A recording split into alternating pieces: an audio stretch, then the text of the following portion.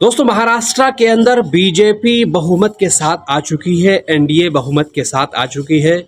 अब सरकार बनाने की तैयारी में जुट चुकी है। अब देखना यह है कि सीएम के चेहरे के तौर पर किसे सामने लाया जाता है।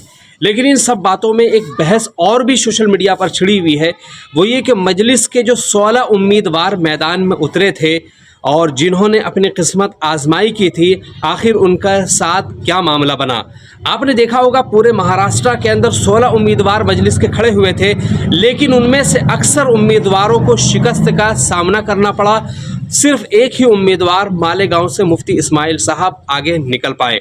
लेकिन अगर आप मजलिस की दीगर सीटों के बारे में अगर आप थोड़ी सी जानकारी हासिल करें या वहाँ की सीट का समीकरण या वोटिंग का समीकरण आप निकाल के देखें, तो आपको ये महसूस होगा कि ज़्यादातर उम्मीदवार थे जो इब्तिदाई राउंड में तो थोड़े बहुत पीछे चले थे, लेकिन बीच राउंड के अंदर उनका मार्जिन काफ़ी हद तक बेहतर रहा था, जिसकी वजह से ये कयास आराइयाँ होने लगी थी, ये उम्मीद लगाई जाने लगी थी कि मजलिस महाराष्ट्र के अंदर कई सारी सीटें निकाल सकती हैं।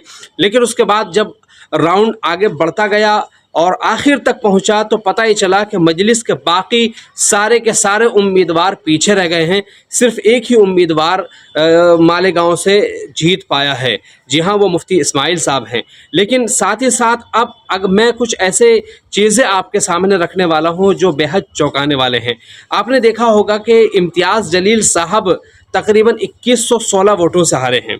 और साथ ही साथ मैंने पिछली वीडियो के अंदर आपको ये दिखाया था कि किस तरीके से मुसलमानों की वोट शेयरिंग हुई है, यानी मुसलमानों का वोट बटा है, जिसकी वजह से इम्तियाज़ जलील साहब को हार का सामना करना पड़ा था। तकरीबन 14,500 वोट जो हैं वो मुसलमानों के बिखराव का शिकार हुए थे, और मैंने पूरी लिस्ट आपको दिखाई थी कि किसको कितना वोट मिला था और किसकी वजह से इम्तियाज़ जलील साहब को हार का सामना करना पड़ा।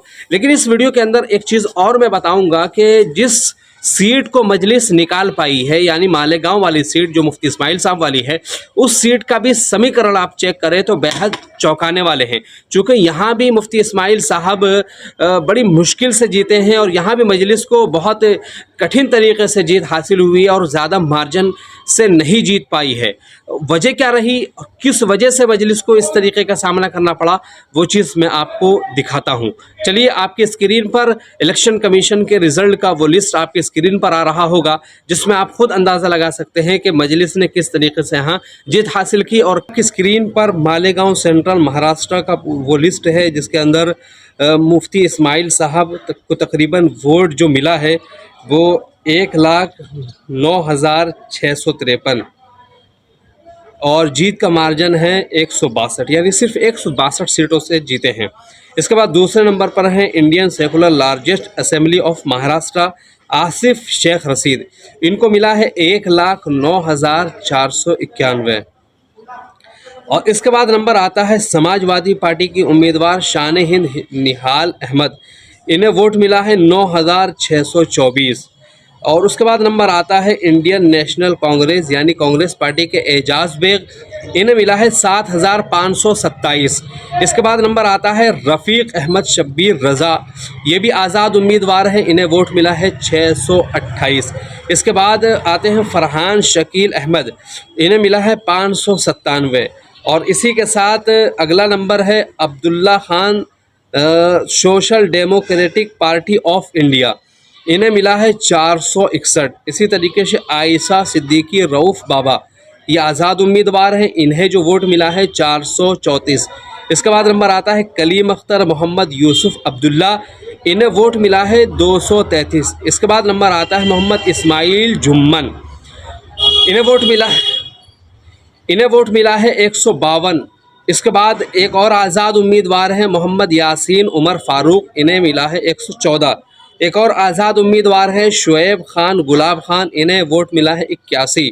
इसी तरीके से एक और आज़ाद उम्मीदवार हैं, आखिरी उम्मीदवार मोहम्मद इस्माइल अब्दुल खालिक, ये भी आज़ाद उम्मीदवार हैं, इन्हें सिर्फ़ और सिर्फ 67 सीटों पर इक्तिफ़ा करना पड़ा। और नोटा को जो वोट पड़ा है वो 1102।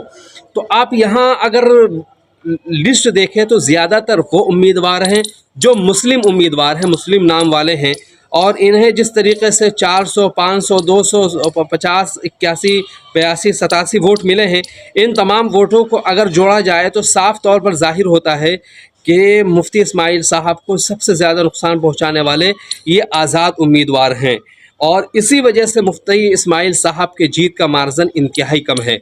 और ये बात बार बार दोहराई जाती है कि मुसलमान अगर एकजुट होकर, मुत्तफ़िक़ होकर अगर वोट करें तो मैं समझता हूँ कि अक्सर सीटें मजलिस की निकल सकती हैं। लेकिन इसी तरीके से आपने देखा कि यहाँ पर दूसरे नंबर पर जो थे वो Indian secular largest assembly of Maharashtra की पार्टी रही है, और तीसरे नंबर पर समाजवादी पार्टी रही है। तकरीबन इन दोनों ने भी काफ़ी ज़्यादा वोट हासिल किए, लेकिन खुलासा यही है कि जिस तरीके से मुफ्ती इस्माइल साहब को जीत हासिल हुई है वो बेहद चौंकाने वाले हैं, और बहुत ज़्यादा इस बात की तरफ इशारा करने वाले हैं कि मुफ्ती साहब को वहाँ मज़ीद काम करने की ज़रूरत है।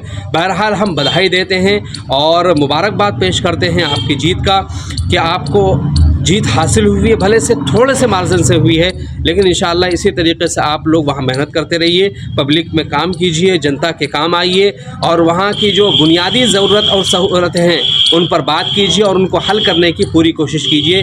आगे बढ़ते रहिए, हम सब लोगों की नेक दुआएं आपके साथ हैं।